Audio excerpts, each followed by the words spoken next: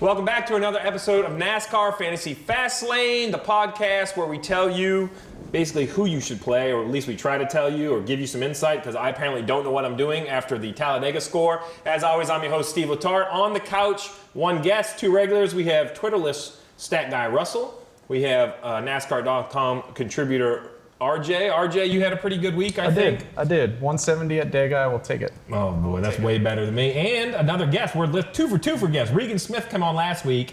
You got a lot to live up to because he made it sound like Talladega was pretty simple. He had driven there. We have Adam Alexander from Fox. I would love to list everything you do, but it's a pretty long list. Race Hub, truck races, Xfinity play-by-play. I mean, you work a lot. What? Yeah, too much, actually. Who's your agent, Steve? Maybe? It's either really cheap or really expensive. I'm not sure how that goes. Yeah, I think I'm married to my agent, too, but that's totally different than my work life. You know what I mean? That's right. So it's fun. It's been a busy week. So Adam and I both actually ran into each other. We were down in Dawsonville, of all places, the pool room, talking to Chase, last week's winner. So real quick, let's talk Talladega. First, before we get into fantasy, we'll just talk race in general. Adam, I was entertained. I'll be the first one to say I don't like high drag racing. I didn't like the roof fin back in the day. Everybody, all the fans boo me for that. I didn't. I think it took away some of the craft of drafting. I was afraid we were going to see that at Talladega. I was wrong. I don't know if it was the speed or the horsepower. I was entertained. I thought it was a great race. How did you see it? I did. It took me back to when pre-race. My thought was, could we see another moment like what we saw in 2000 when Earnhardt made that unbelievable run through the pack? Yep. And that's what I was rooting for, and that was one of my favorite moments at Talladega of all time. And we didn't get that kind of drama, obviously.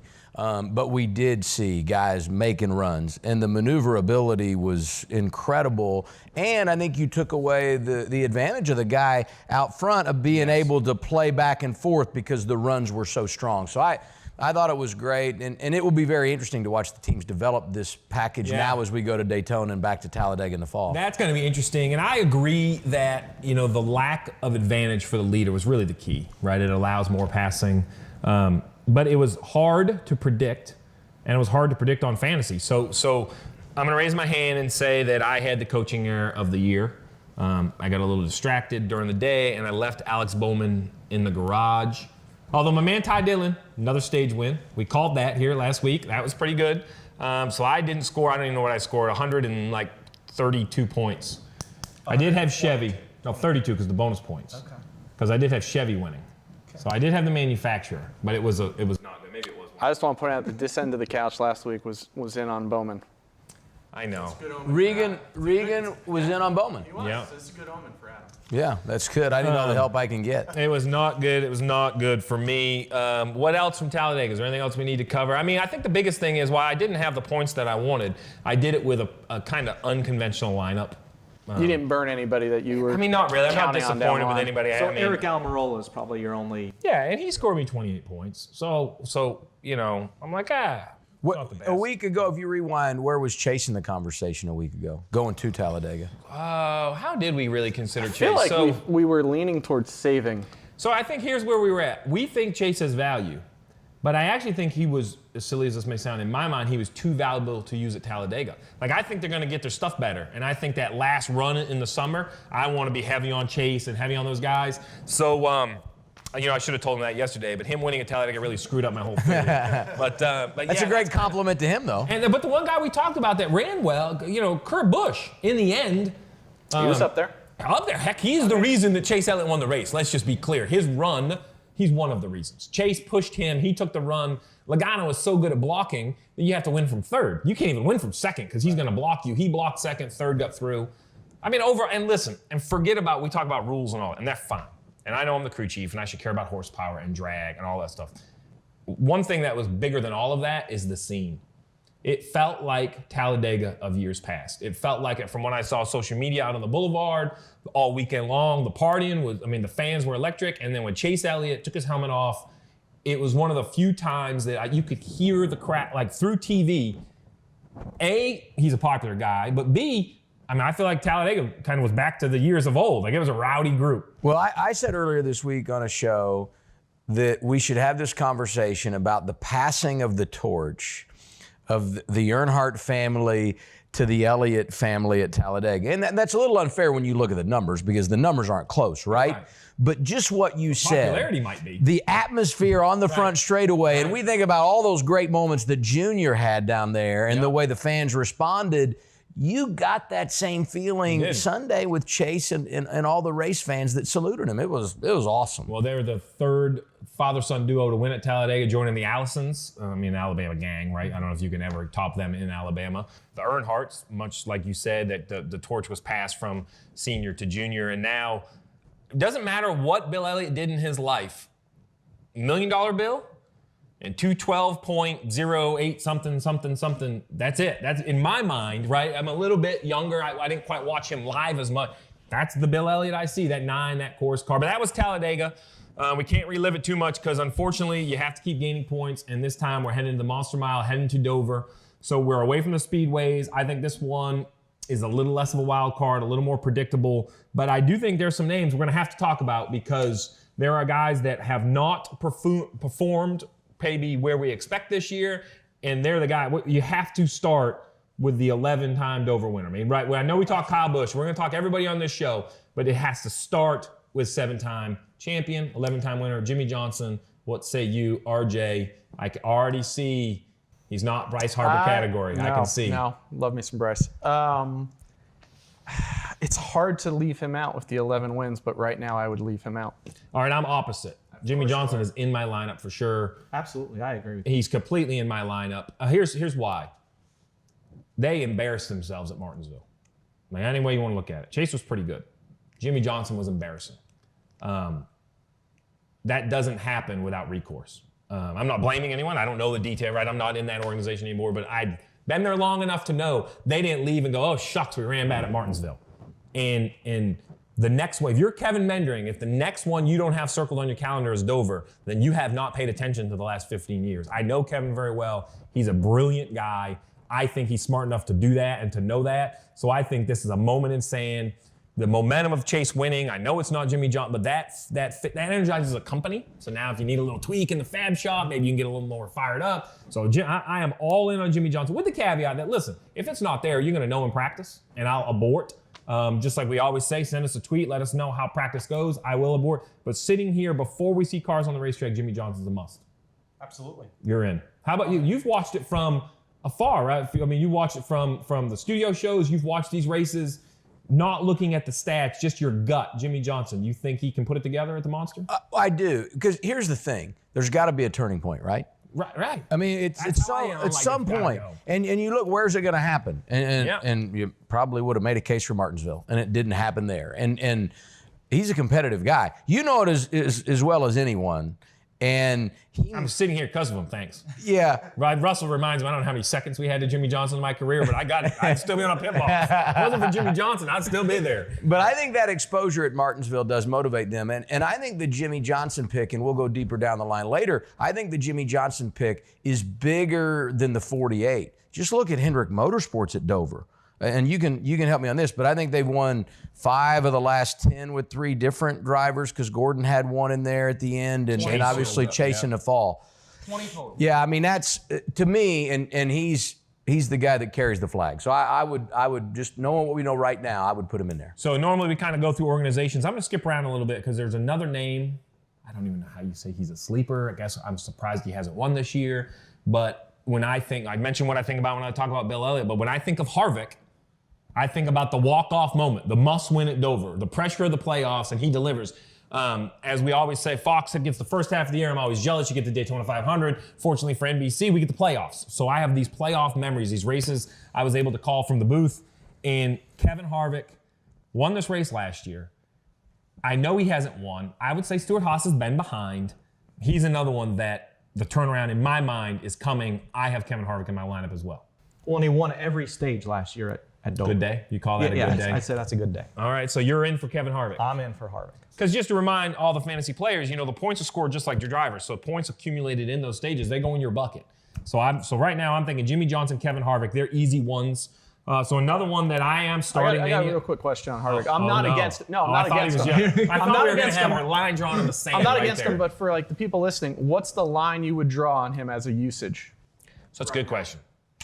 I have to feel like Kevin Harvick can run in the top 5 or 6 for me to use Kevin Harvick. So when I look at practice speeds, I'm not going to say dominant because I'm not sure they have the firepower to come out and be dominant over Kyle Busch in practice, Joey Logano, Brad Keselowski. You're talking talented guys. But I think that he has lacked some in practice. I think it's been pretty easy on Saturday to say, the 4 is not their normal self.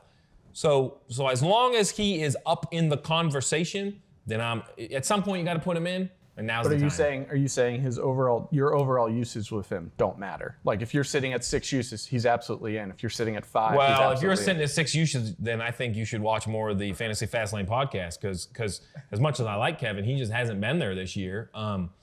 So I think you're in a bad way already if you've used Kevin that many times. But I do, to your point, to the guy listening at home, that's a hard discussion. But I think at some point, you talk about a turnaround. At some point, it has to. And I like Dover. Well, and I go back to the playoff win that you talked about. That was 14, right? It was the first year of this format 15, when he went on maybe. to win the championship. 15. It was 15. Yeah, that's right, because he was coming off the championship. That's right. But what impressed me about that win was that there was no qualifying that weekend. Qualifying had rained out. There was like a hurricane that moved through. In fact, I don't know that there was any on-track activity that weekend before the race. Right. So he had to start based on where he was in points. Like 15. Okay, there you go. And he still led like 355 of 400 laps. It might be the most dominating performance the guy's ever had when you consider all the circumstances. You know how I know it wasn't 14? Funny side note.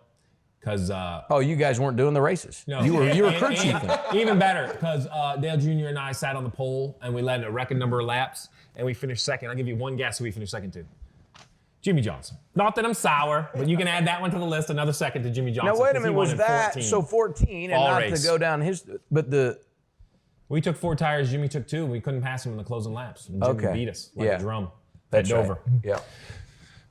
We could digress. You very never quickly. question a crew chief. Well, got beat like that. I guess I don't should remember have known any of the wins, but I because remember all the losses. you said it was a great time calling the race, and you guys didn't start calling the race until 15. So I should have known that. All right, so we've touched Kevin Harvick, we've touched Jimmy Johnson. I'm trying to think who else.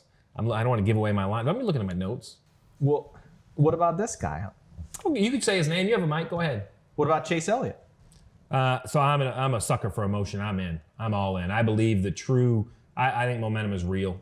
I think that I just believe it. Like I believe momentum is a real thing. And you would think it wouldn't matter in a sport with so much technology. I mean, the tires and motors and cars and downforce and all the stuff that should matter.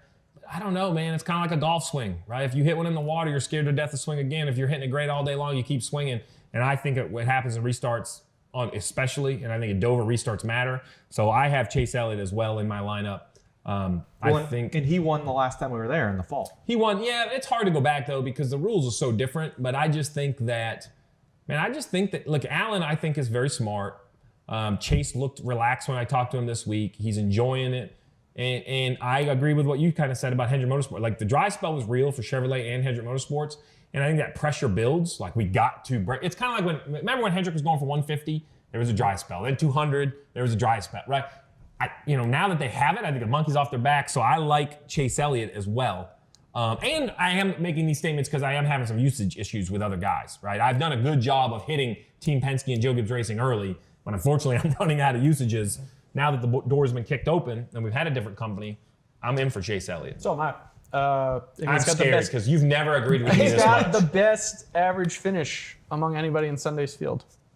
And Hendrick has figured, their qualifying has been good this year. So that's a place you see some green flag runs, maybe get some stage points early.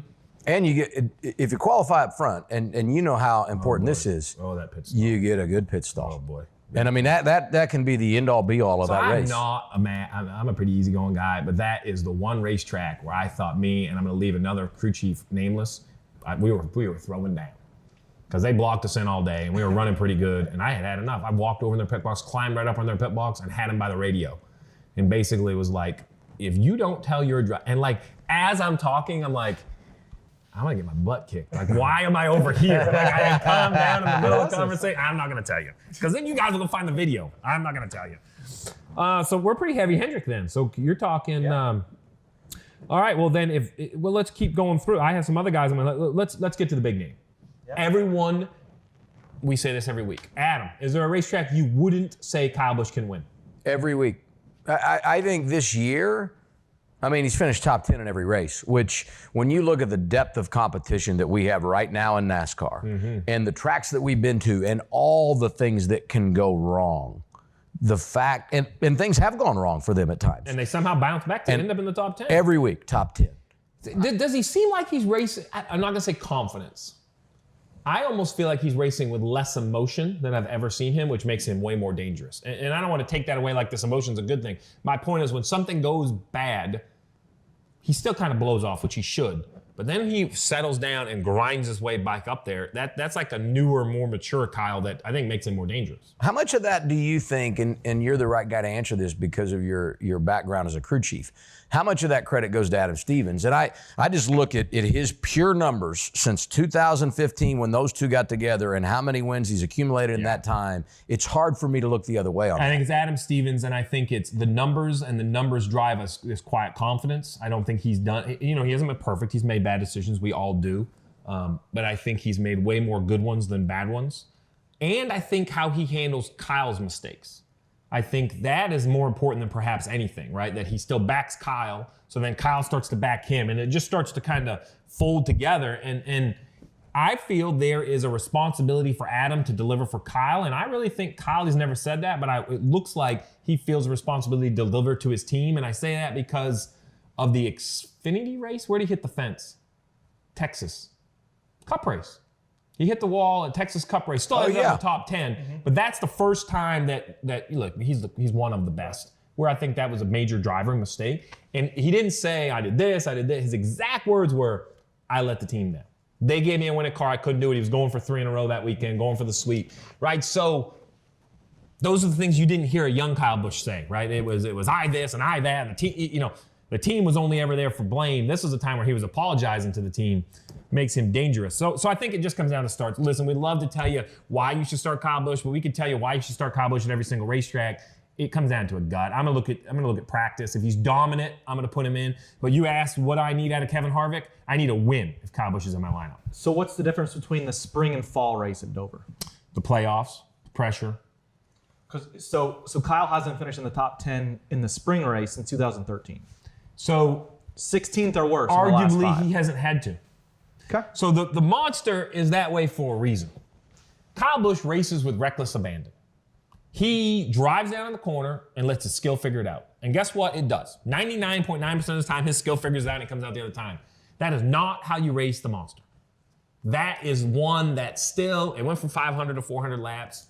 That's one that I even as although it's long, I think it needs to stay at 400. There's all these conversations, and here's why. Because you are halfway racing the other guys. And that's one of the few racetracks where you are still racing the track. Concrete, the surface, the rubber goes down. There's no breath. If you mess up the dang straightaways are as wide as this couch. There's nowhere to hide ever. You put 40 cars out there, there's always in traffic. So I think that's it. I think that he races with a little bit of reckless abandon in the spring. I think in the playoffs, he's smart enough to know, okay, look, I don't need to win here. I need to run 7th.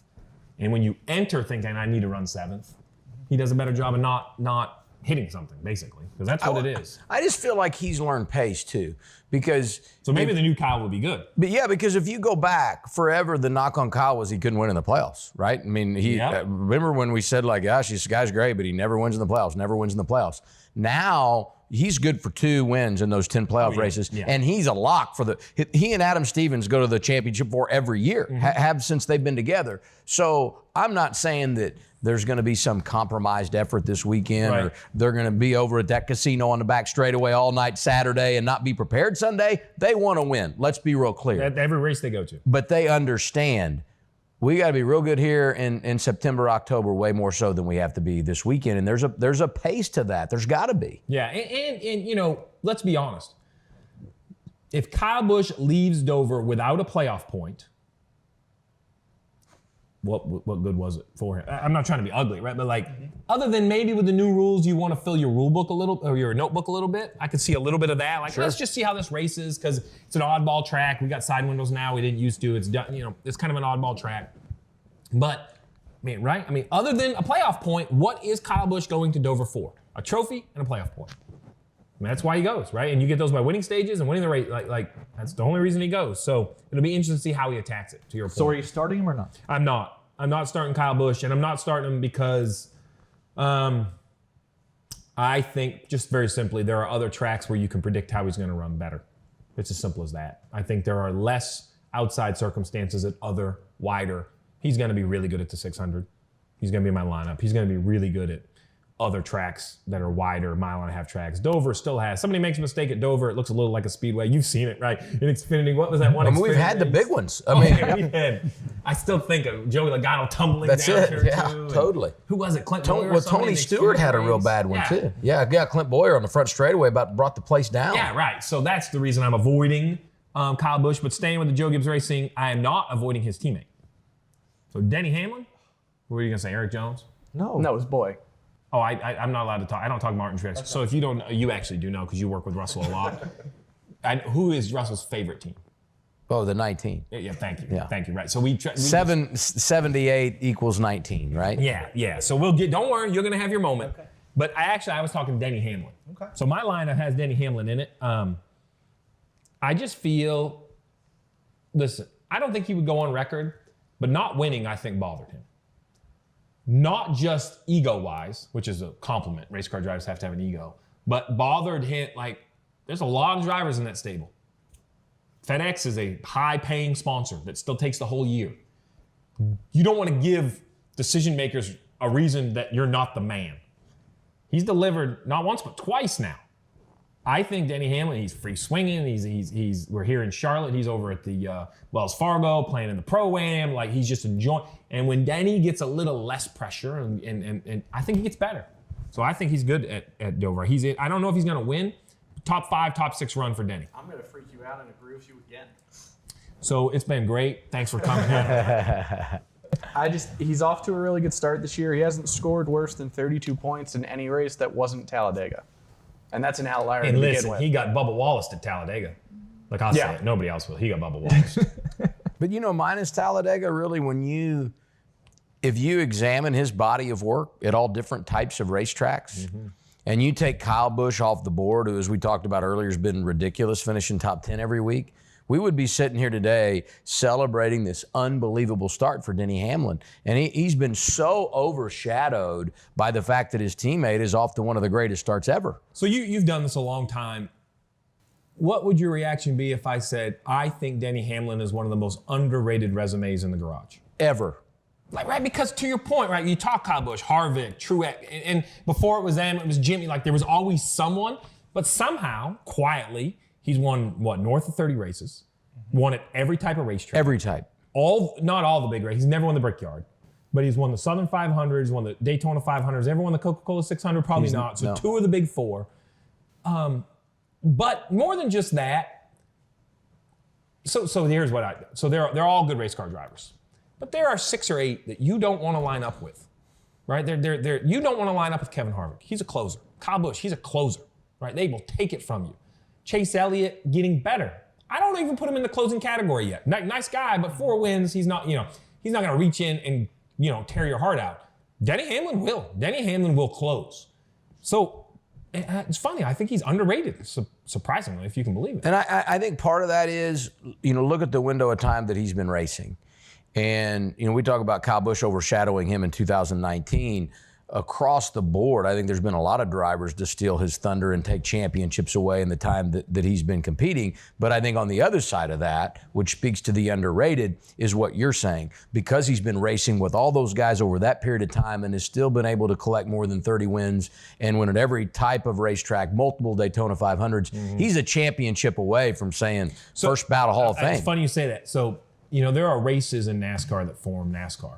There are also races that change, singular races that change drivers' trajectory and career. What would Denny Hamlin conversation look like if he beats Jimmy Johnson in 2000, whatever that was, 8, 9, 10, when they went to Miami? Right? Like, I know it's a what if, you can't go back, but you said a championship away. If he wins that championship in Miami that year, there's no telling where that guy lands currently. Well, it's like him and Mark Martin, the best guys without a championship, right? Yeah. Oh yeah. Yeah. But to your point, if he wins that championship, kind of like what you said earlier, the house money thing. Right. I mean, He might how have 3, how 4, many? you don't know where it right. goes. Exactly. No, I agree.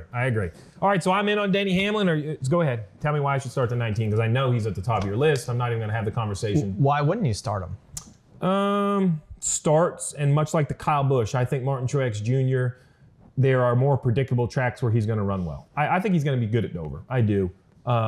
It comes down to, listen, these are the decisions you have to make as a fantasy player. Really, why is Denny in and not Truex? Because I want Truex in a month or two. Okay. That's why. That's my why. Because I think Truex, I still think they are short on their potential. That's all. Like, they are doing good, but they are their own worst enemy. Their potential's way up here. They're kind of a 2.5 to third Gibbs car. They will be the solid second Gibbs car by the end of the year behind the 18, challenging the 18. That's when I need them. How many playoff points do you get for winning a race? 5. Yeah, and that's all they've got right now. That one win at Richmond, which I think pays off what you're talking about. Shocking. They are not in their wheelhouse yet, and you got to believe they're going to get there. He's taking this personal. I'm not saying they suck.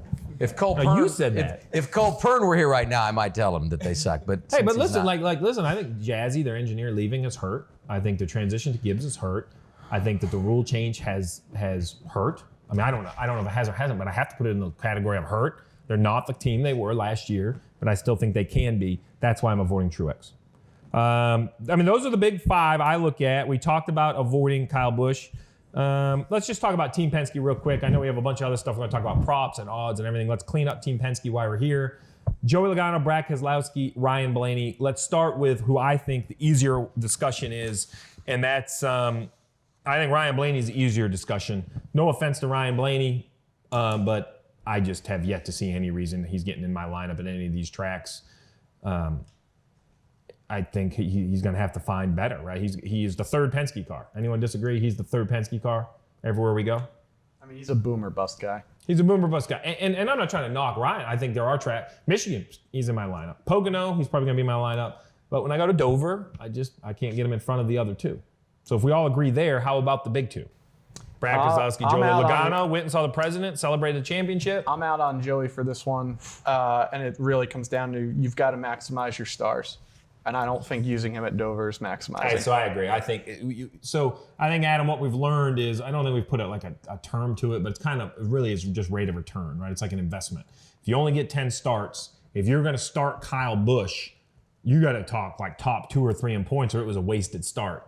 Joey Logano is kind of in that category. He's become so good that right, if he doesn't run in the top 3, you probably don't talk about him much during the week, right? Because unless he's in the top 3, or you talk about him because he wasn't there, or because right? he wasn't there. And I think the other thing is when I look at Dover, I think is you've talked about the stars and kind of making a case of why you wouldn't start them this weekend because of what you expect out of them. I think there's some kind of below the radar guys that have sneaky good numbers at Dover that are easy replacements where you can utilize them. I like where Adam's going. I like where he's going.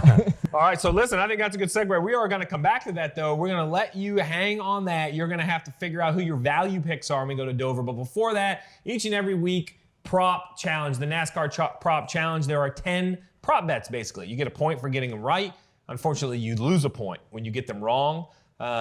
It doesn't carry over. Every week it resets. Challenge your buddies. We have a little internal bet. I went +4 last week. I was +2. +2. It took 7 texts to get that out of Yeah. him. We just got the plus from him. Yeah, but and nothing. you Nothing. were right there with me. +4. I was right +4. there with you. Just for the record on how it works, and you can go minus because I was -6 twice this week or this year, so it can spin around. So I don't think we need to go back and relive. I mean, were there any real shockers? We don't need to. I don't think there was any real shockers. We can maybe come up with a few. I'm trying to think of the ones I got wrong last week. I got the Ryan Blaney one wrong. Yeah, I got that one wrong. I got the Stenhouse one right, but that was I got luck the of the Stenhouse draw. one wrong and Kurt Busch. So this is a good example. Last week the question was, will Kurt Busch score 6.5 stage points at Talladega? That was a tough one. I got it wrong. He didn't. Right? Yeah, he was in position there. If the jump right into Dover. The start-finish line would have been in a normal spot, he would have. Believe that? You know, No, if Russell's the, not if bitter. the start-finish line was a Not normal bitter. spot at Talladega, we'd have to write more than how many stage points he has. There'd be a lot of different winners. Oh boy, I'm not even going to justify that with a response.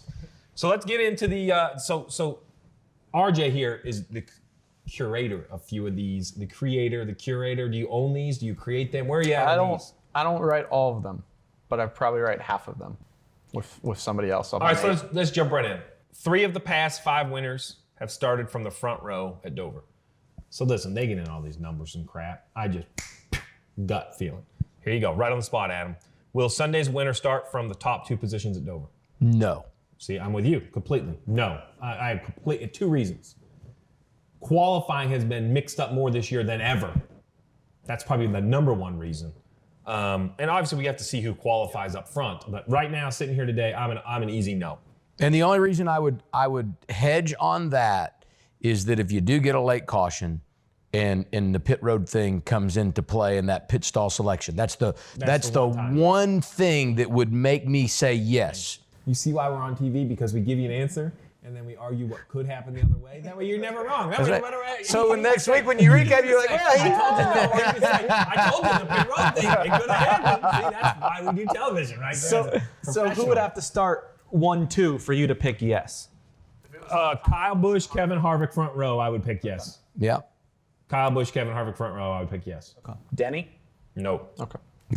You were in on him before. No, I'm in on my fantasy line. I didn't say he was going to win. He's not going to be in my bonus picks.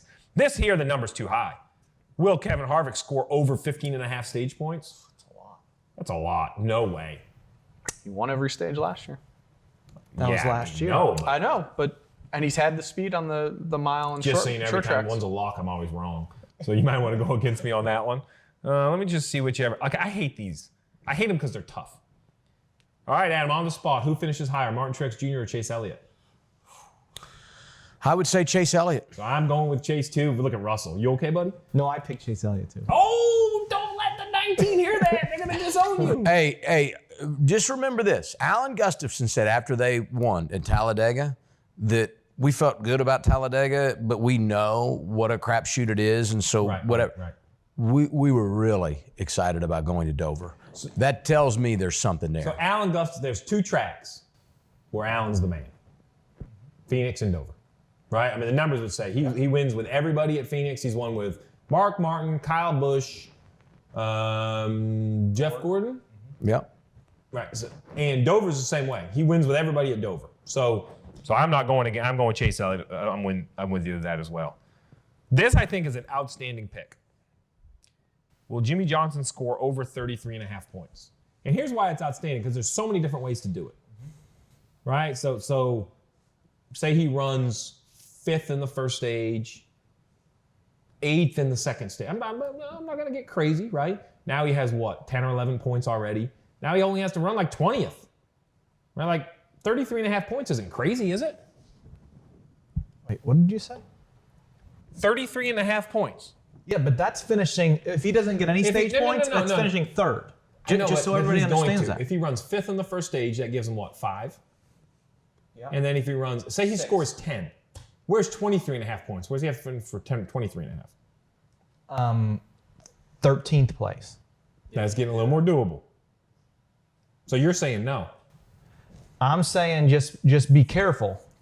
Russell, make a decision. Don't sit here on the fence. He was in your lineup, Russell. He was in your lineup. You just told me to be on TV. I had to go both. He pays attention. He pays attention. I'll say this: the one thing that's a fairly big number. If there's any issue, number 1 or number 2, they don't qualify well. So to your point, there's a lot of ways not to score 33. Right, and my concern is about where do they qualify. That would be. That's a great point. So where what's the number? They qualify 10th. Still feeling possible? If he makes the final round of qualifying, then I would take the over. Top 12. Okay. That would be my go-to on that. And now, don't get too good. You'll take my spot over here on the couch.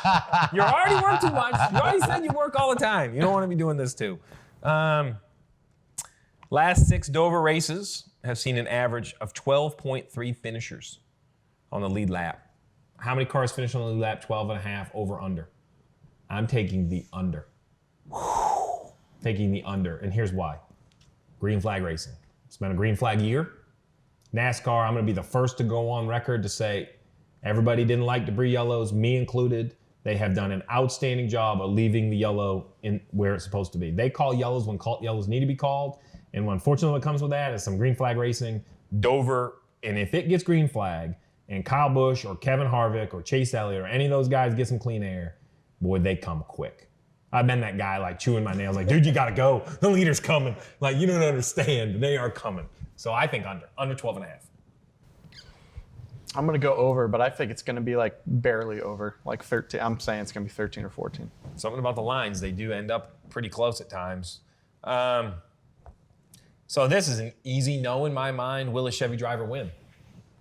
The odds would say no. I mean, no offense to Chevy. I know at Dover, they've won 8 of the last 12. We talk about how good Chase Elliott is. And there's some good arguments, because you could say Kurt Busch, I feel, could win. Kyle Larson, I mean, if the horseshoe doesn't give him a flat right front tire when he somehow finds it, I mean, the poor guy can't get anything going right. But there are Chevy drivers that can win there, but I still think, man, the field is stacked against them.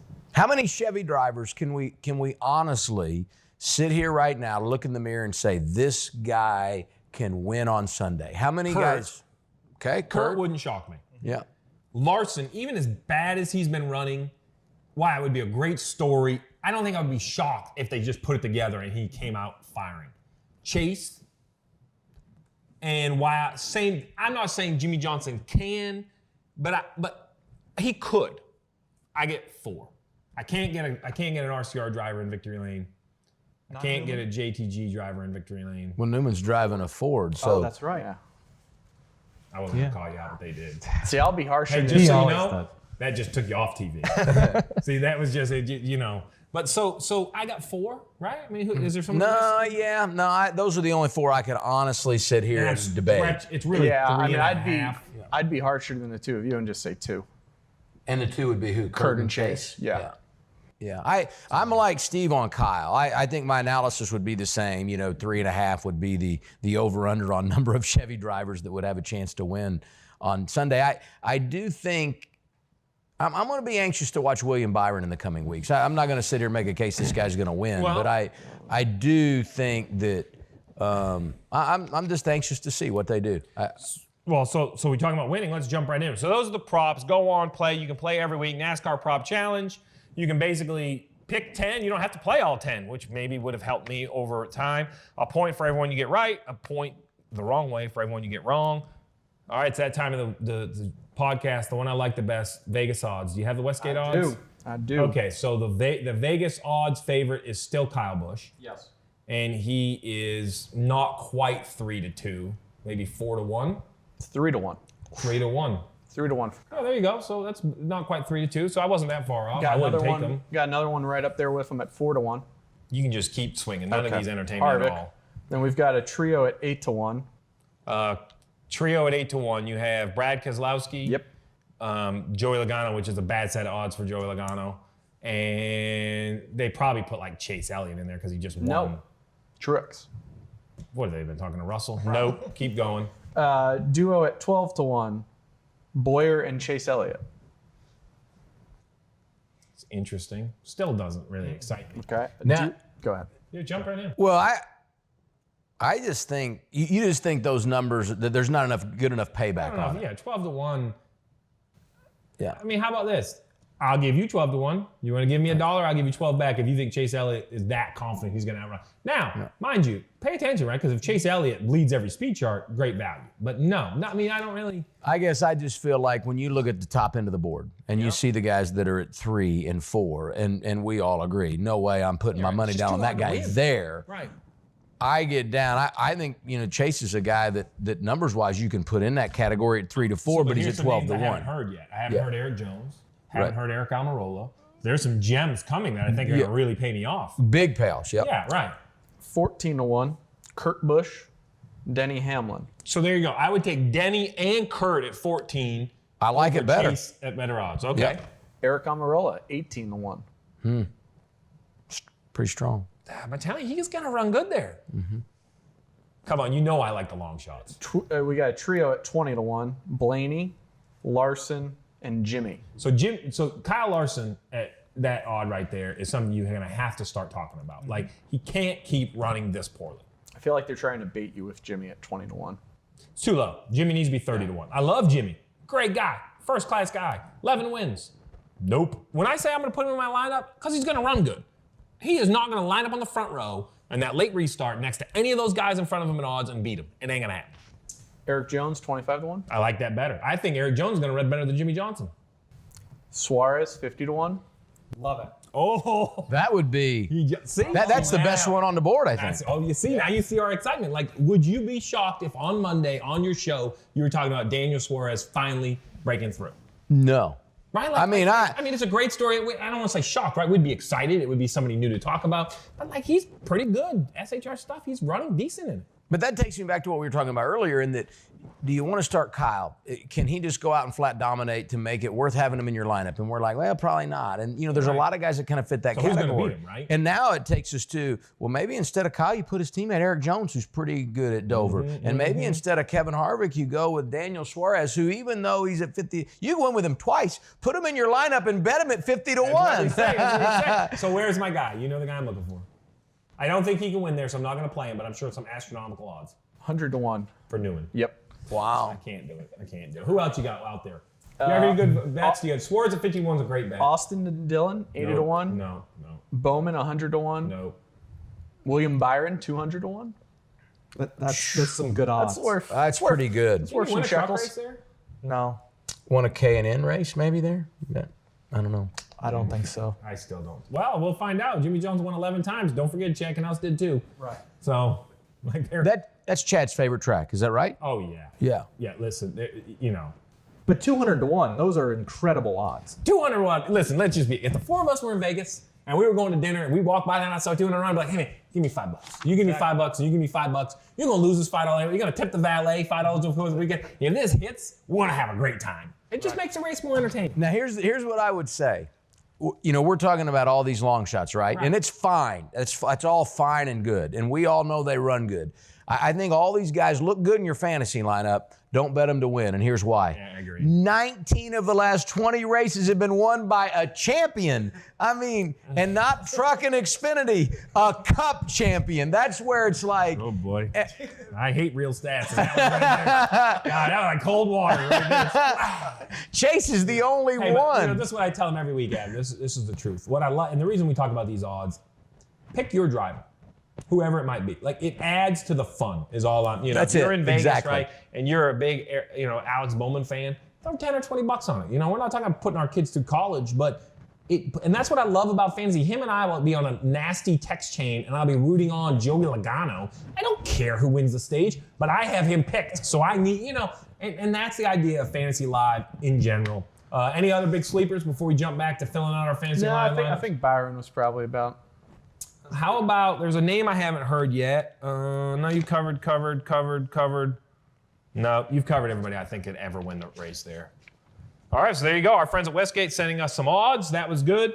You teased it before we switched real quick. We got to fill out our lineup. We only have a few minutes left. We talked about all the big stars. You got to have 5. You got to have a garage player. 1 or 2 names that you're looking at to run good at Dover. Last week, the golden pick was Ty Dillon won a stage. Right. Who's your pick at Dover? Daniel Suarez is the golden pick. So you're sticking with him. 50 to 1, and you're never finished outside the top 10 there. This team, Love the it, 41 love it. team, is the only team to finish in the top 5 on both races there last year. Mm-hmm. So he's a definite pick. All right, you have anybody we haven't talked about? Any oddballs? If not now, when for Kyle Larson? Like, I think we have talked about Kyle. Like, I agree with that. But just You've been watching him. What's wrong with Kyle Larson? Not Oh, Kyle. What's wrong? What's wrong with that team? There was a while there where I just thought it was balancing the chemistry of a new teammate. Because I think when you look at the personalities, Kurt and Jamie just couldn't be more diametrically opposite. I think probably it becomes a little bit psychological when you start having bad luck and things start. When I heard him after Richmond, I just felt like, man, it's almost, head games. I think Sunday's the day for him, though, and not necessarily to win. I just feel like this has been a good track for him. It's going to breathe some confidence back into he and his team, and I think they'll be solid. So I'm going to throw 2 in the mix. So I am, to close your statement, you teed up the 42. Nope, show it to me. Like, you're not going to my lineup until you show it to me. They've done too many, it's gone bad too many different ways. see, for me, it's. You want to be on it when the wave I think crashes? I can see it at Dover, but if I don't see it at Dover, you're off to the side for a long time. All right, I can buy that. I got 2 numbers I'm going to throw out at you. Ricky Stenhouse Jr. in the 17 and the 20 of Eric Jones. Probably Eric Jones over Ricky Stenhouse. It's a driver's racetrack. As a crew chief, when the rubber goes up, rubber goes down. They can't adjust the track bar anymore. I know that sounds silly, but that's out of the driver's hands. So you're going to have to have a driver that can search, that can get out of the rubber, move up the racetrack, move down. Eric Jones reminds me of that guy. The one that reminds me of this is Bristol. I know they look alike, but as the groove moves at Bristol, Eric Jones can move with it. I like Eric Jones and Ricky Stenhouse. I mean, same thing. He's a Bristol guy. He's a concrete guy. And Talladega, Daytona, Bristol, Dover, where else are you starting Ricky Stenhouse Jr.? I'm not starting him at Dover. So we disagree on one. That's where I'm going to make my big gain on him. So my point, though, is, and I pick on him, but, you have to save those starts because where else are you going to start him? So that's basically who I'm looking for. I'm against Eric Almirola. I just don't feel it. Finishing is the issue, not running good. Finishing. What about Boyer? I mean, I haven't heard Boyer's name a lot. I like Boyer. He had the Eric third. Jones versus Boyer for a cup of coffee? Because Yeah, he's going to we can do smoke it. Boyer. We can do it. Oh, boy. I just got free coffee next week. That's a tough one, though. I mean, third most stage points there last year. Now, are we doing finish or total points?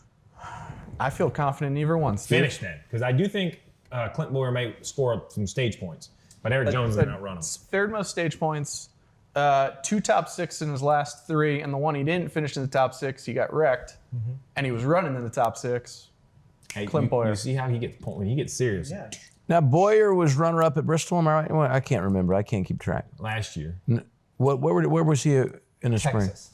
Texas, he was runner-up. Where you running, What Bristol? did, what did he do at Bristol? He's running well on all 7th at the Bristol. on the Okay. short tracks and the 1 mile tracks. He's running well this year too. He's a grinder. There's no doubt. But I like Eric Jones, too. And I believe Eric, I read, was 4th there in the fall. Is that right? I think Top Eric 5? Jones is and listen, if you work at Team Penske, you have 3 or 4 cars guaranteed in the playoffs. People don't want to believe that exists. That exists. Let me tell you right now, if the crew chief of the 20 goes to the front office and says, hey, Jimmy, make car look, I think that car is going to be better, you get it. Like, you're going to the playoff. Like, we need to get you locked in. So that's real. If people don't want to think that's real, they are mistaken. I'm sorry. This is corporate America and corporate racing. Joe Gibbs Racing would love to sit at his conference table on Monday saying, we have all 4 in, guys. Tell our partners, all 4 in. Tell them to work their activation at Las Vegas. All 4 guys are going to be on stage. There is something for that when you talk about I'm talking about the kickoff of the first race. They want him. I know he has the points, but they want him locked in. Well, I think Coach Gibbs even said after Richmond, Martin had won, so 3 of their 4 cars had won, and I think he said, we're going to get Eric going. See, and I'm telling you, when that happens, that happens. So, look, we're going to set our lineups. I'm not going to put you on the spot. So, real quick, let's talk about your weekend. Fox's coverage of Dover. Yep. We're going to be, it's a triple header, right? Friday trucks? It is. Yep, trucks are on Friday. And Who's in the booth with you on Friday? Anybody special? it'll just be the normal group on Friday, and then Phil and Mikey? Yep, and then Boy. and I then play golf with them both. That's why I pick on it. But, okay, great, guys. Fun listening. Saturday we've got Michael will be with us, and Ryan Blaney joins us in the booth on Saturday. Interesting. Yeah. He'll be a good listen. Fun. Yeah, Great. he did a race with us last year at Phoenix, so this will be his second one. All right. Excellent. And then what's your Sunday duties? Sunday, I'll be doing some pre-race stuff with Jeff and Daryl, and they'll fight over who's better at Dover, and Jeff will probably win that battle this weekend. And So I will say, though, I know everybody picks on Daryl. Just because he's a generation before, you got to be careful because his numbers at some of these tracks are impressive. I do at Dover. I'm going to give it to Jeff Gordon. But even as good as Jeff was at Bristol, he's not Mr. Bristol. That's DW. So that'll be fun. I'll be watching. I'll be studying up, seeing how I do. So thanks for coming to join. You got it. It's a great time. So now it's that time, though. Lineup. Let's go. Kevin Harvick, my guy Martin Truex Jr., Chase Elliott, Daniel Suarez, and I'm in between Kurt Busch and Denny Hamlin for that last spot. All right. And then Jimmy Johnson in the garage. Yeah, I like that. Race winner?